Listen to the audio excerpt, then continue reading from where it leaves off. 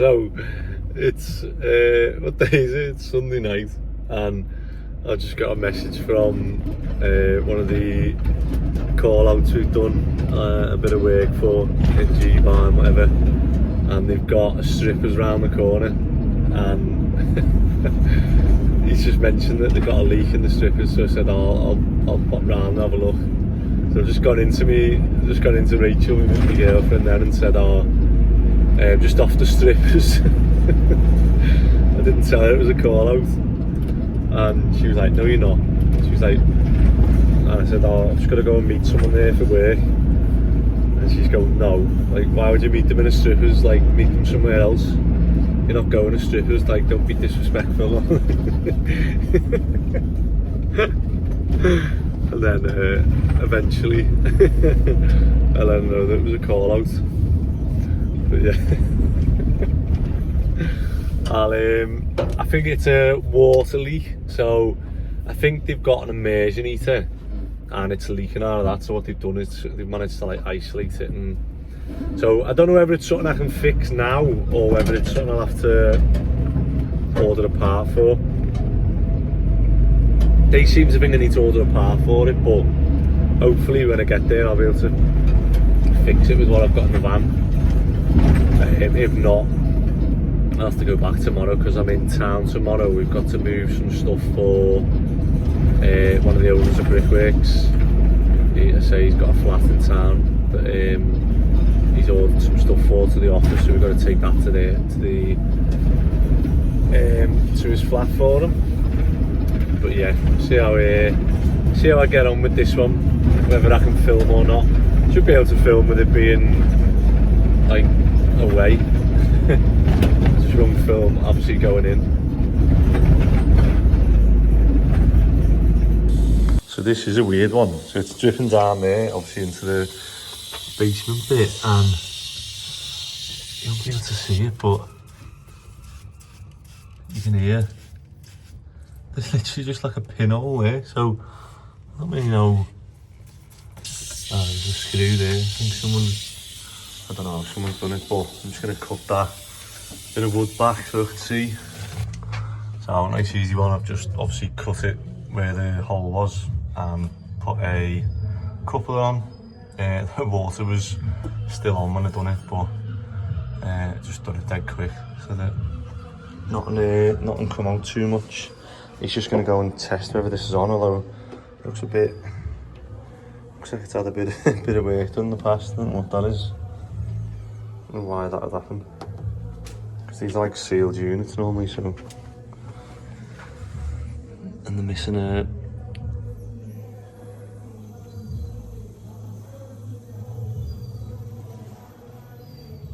So that's it for Sunday's call outs. I went to another bar that they own around the corner that is closed at the minute. It's only open Saturdays, and they had an issue with the drains that I say drains, like the drains for the sink, and basically when they run the sinks for a certain period it started overflowing in this cupboard. So I dismantled the cupboard, got to like, there was a pipe where they had an overflow. But rather than having it like, you have proper attachments which I'll put here for sort of like an overflow for a boiler, an overflow for, you know, different ones. And this was just like, had a 50mm T and just had a pipe put in it.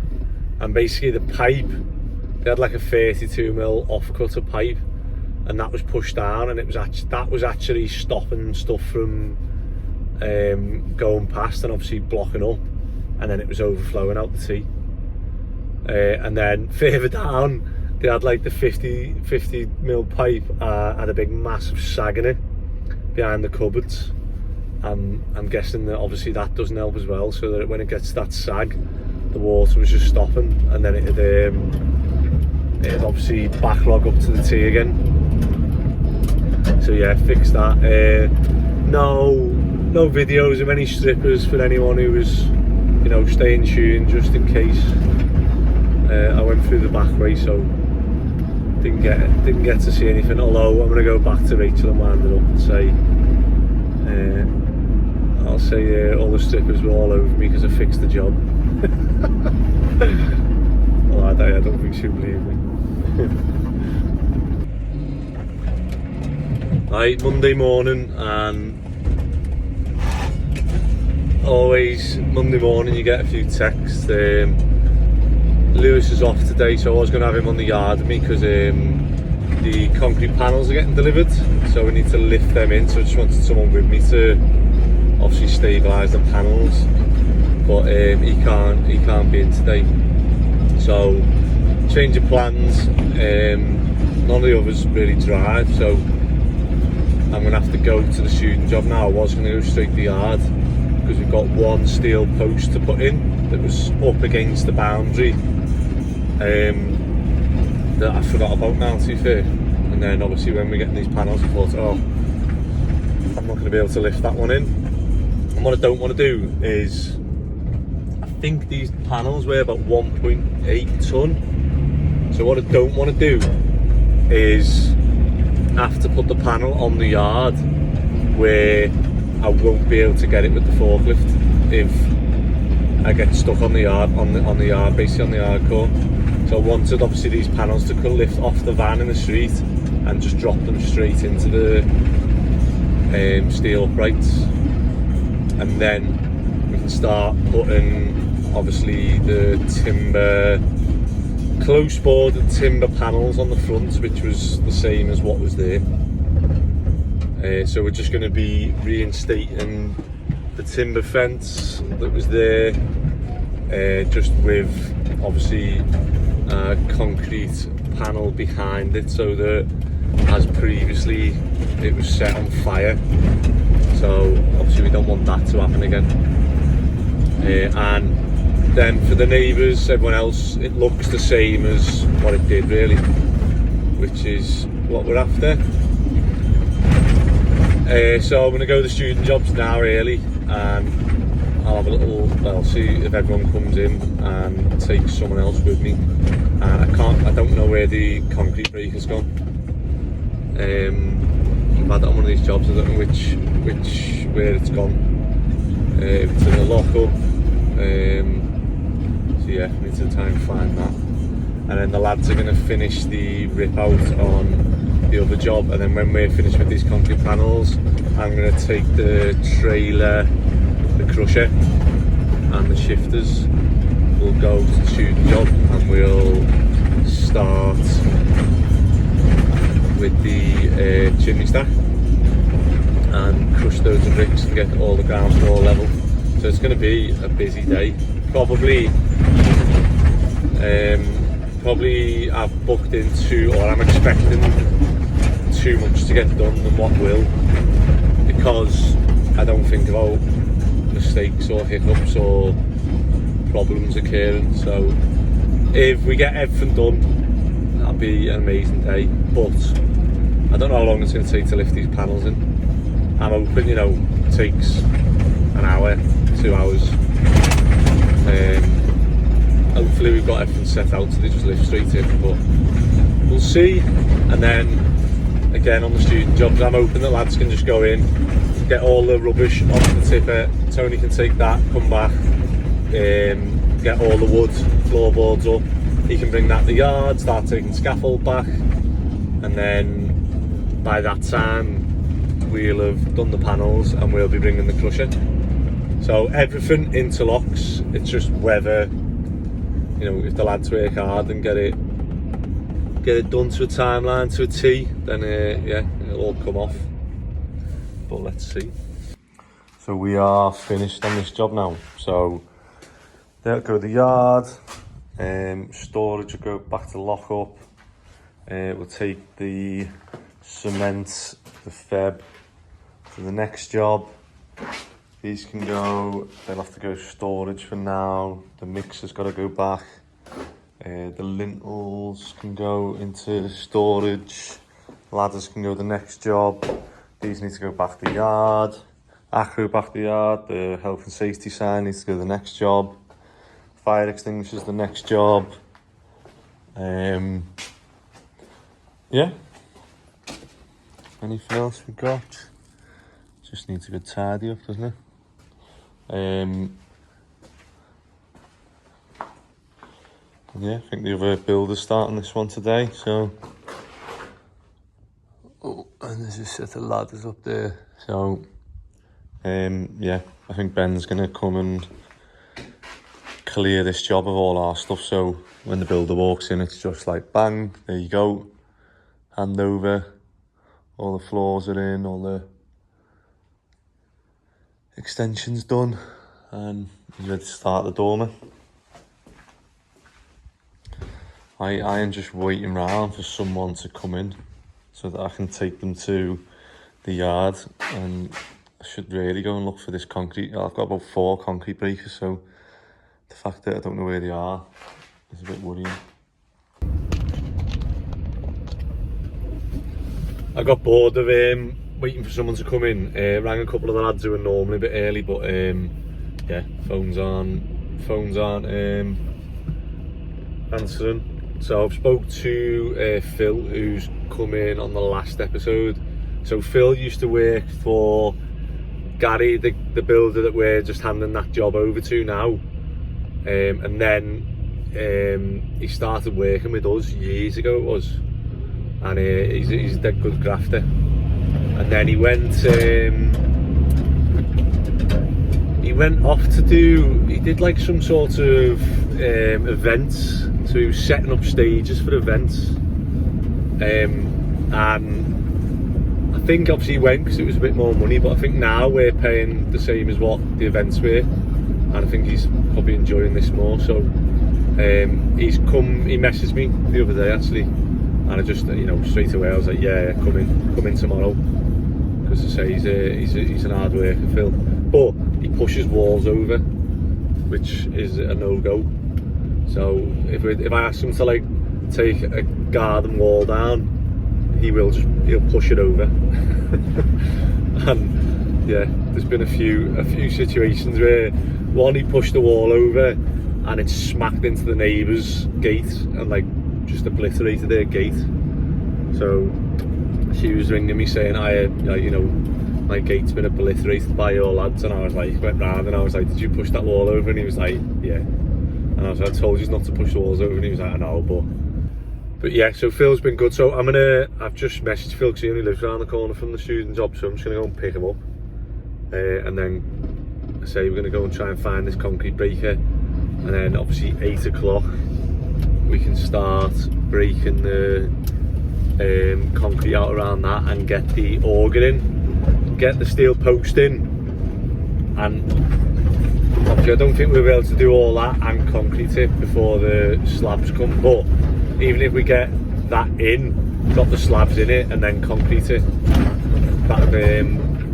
that's what I'm thinking to do. I can even tack weld obviously the steel to the party wall. So yeah, that'll be next. Hopefully us finding the concrete breaker. No, I was just gonna go and get one from Steelwork, it'll be quicker. What we've done is, we've missed all this, haven't I? I haven't filmed anyway.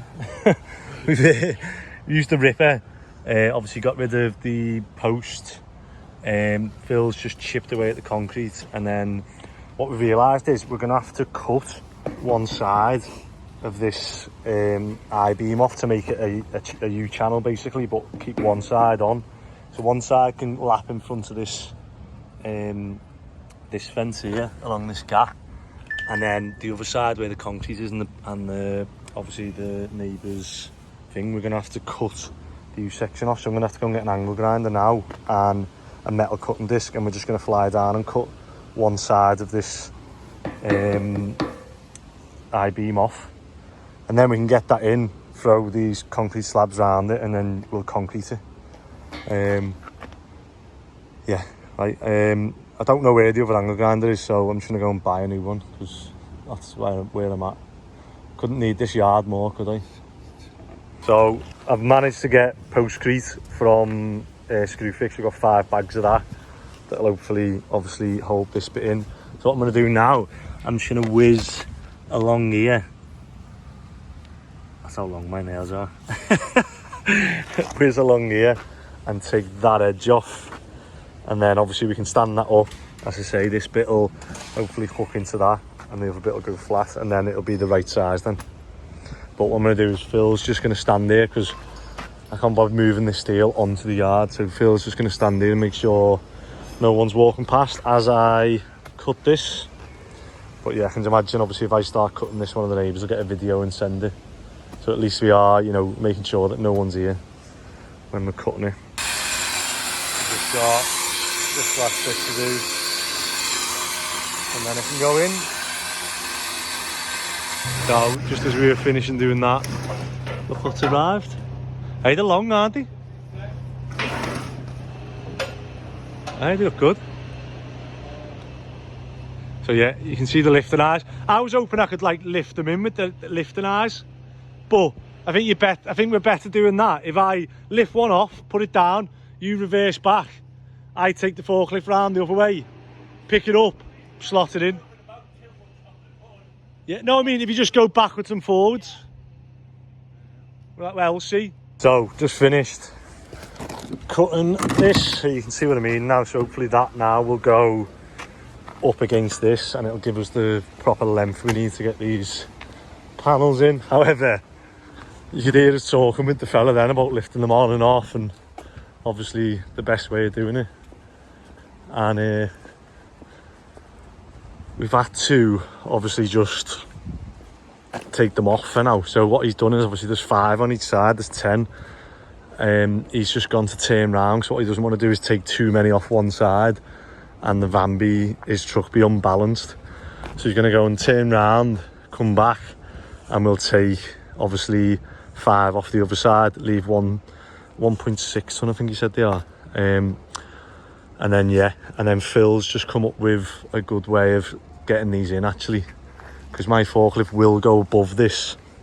What we're planning to do is get the panels on here, tilt them up, obviously strap them to this bit of the forklift, and then I should be able to drive in and lower them in. So I was going to take them off here and then just look at renting a bigger forklift or a telehandler or some sort of high-ab truck. But I think if we can do it that way, that is better, because we can get them in today then. So Phil's come up with this idea of, I say we've stood this one up, we've got it in underneath. Now we're going to strap it to, what do you call it? Carriage plate. The carriage plate. He's going to strap that tight, and then I'm right in the middle of it now. I've lifted it up. I should be able to lift that up and slot it in. So let's see if we can get this in and out the way, and then that way we can, as we take one off, we'll tilt it up, lift it in, and then we'll be done for dinner. So managed to lift that little bit in. Now he's going to take the strap off because it's inside the steel, it can't tilt out. And then what I'm going to do is I'm going to try and drag my forks out a little bit and then miss these pallets and then come down. So we've had to stop because we've managed to get this bit in how we wanted. So what I mean, that steel thing is it, and then we've measured from there to there and it'll fit in. We just bought 5 bags of postcrete and put all the other cement in round it. So hopefully that'll, it says 5 to 10 minutes, so I'm going to go and grab something to eat now, and then we'll come back and see if we can see what we can get done. I'm more thinking about leveling it now. You know, the where is the bucket of these? They're on top of the bricks there. And obviously the fella was moaning about how long he'd been here waiting for us to unload. So we just took obviously the panels off so that he can go, and then we're going to figure out the best way of getting them in now. So we can't do the same way we just done there, because we can if we leave that bay open. So because we've got this bay open, what we can do is stand them up there, then get the forks, stand them up there on timbers, then get the forks in underneath, strap it to the mast of the forklift again, and then lift these up and in. However, we won't be able to do this one because these are in the way, so we need to move these now maybe to here, and then the trees are in the way of us lifting those ones in, so I might have to do it from the inside, which means I've got to move all these pallets. So what I thought was going to be a quick job has turned into a bigger one, and we've got to make sure that, like, as we're going, these are level, so I'd have had to move these pallets anyway to get these feet that we've left in. So we're going to try and do that now. It's just, I've got to try and think where to put the pallets so that I'm not moving them again and again and again, but they haven't really got a home at the minute because I don't know where stuff's going. I know, but not all the ground's level, hard, you know, like compacted, so we'll see. Where would you put them now? The pallets of brick, unless I just put them anywhere out the way of the scaffolding, but obviously this bit's like soft because we've just done it, so I'm trying to stay off this.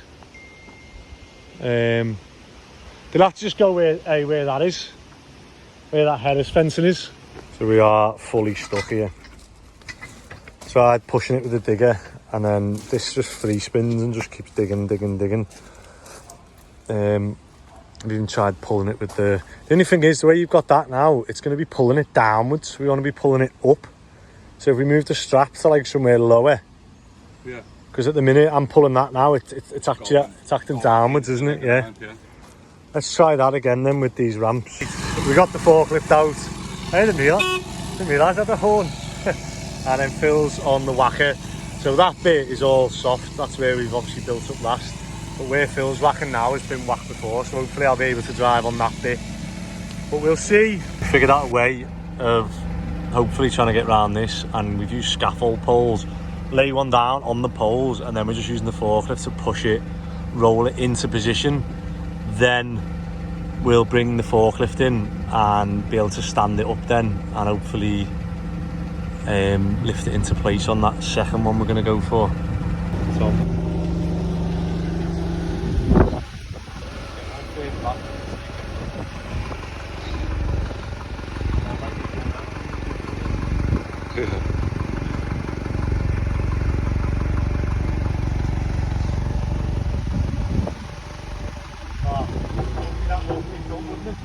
Wow. No, you got no, it's loads of height on that, Andy. You need. No, I meant if I come in here, I'll side shift in, then I'm in. Oh yeah, go on then. That's what I'm saying, I've cleared that steel. No. We need to side shift this way. Side shift that way. Start this again. What?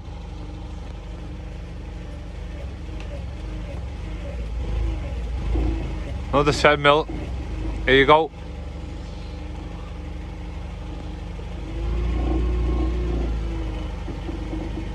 A little bit further. Right, you're in the gap now.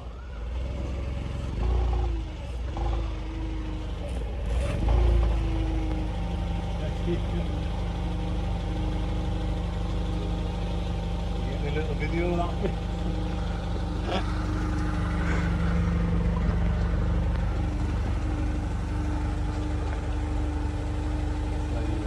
We've done this before, wouldn't we? What? Hey, look, go up. So, what time is it now? Must be 6:30 or something. But obviously, yeah, we've run out of time. And we've got 6 panels still to go. So all done is just, obviously, we're going to have to leave them here. And then tomorrow, I'll get them in on the yard. But I've just put a barrier in front of this so no one riding a bike goes into them or anything. So I'm just going to put some high-vis tape that I got off Temu, so thank you Temu. Put some of that on, and then hopefully people don't moan that, you know, we're blocking the pavement when it's like the widest pavement in the world. Oh, it is 6:30, but I hope you can see how, you know, how good these are going to look when they're up. So we're going to be the same height as the nursery there. I'll probably paint the fence green as well.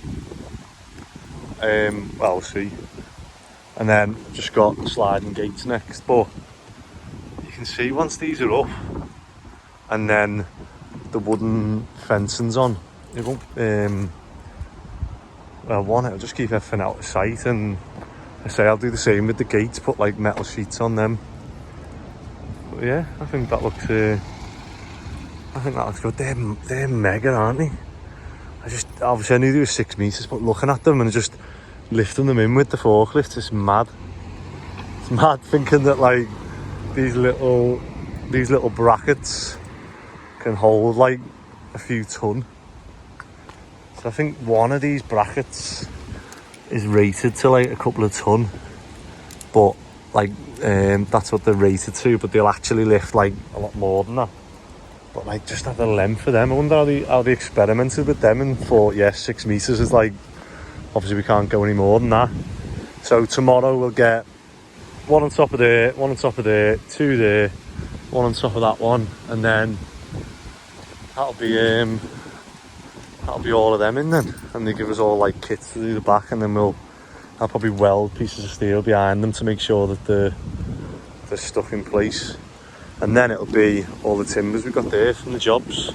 We'll start putting them on so that the neighbours know that, you know, it is going to have timber fencing. So our issue now is obviously this tree is right in the middle of where I'd have to have the forklift, so we're going to have to do it from the other side.